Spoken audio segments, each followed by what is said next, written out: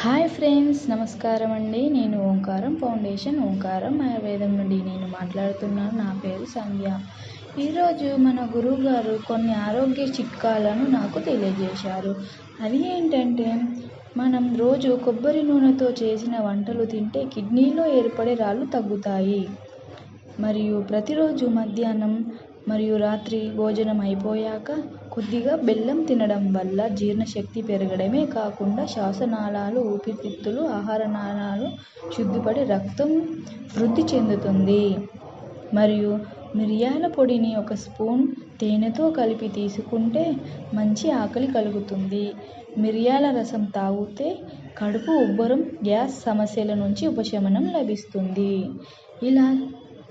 ఇలా మీరు చేసినట్లయితే మీ హెల్త్ హెల్తీగా ఉంటుంది. ఈ వీడియో కనుక మీకు నచ్చినట్లయితే లైక్ చేయండి, షేర్ చేయండి, సబ్స్క్రైబ్ చేయండి.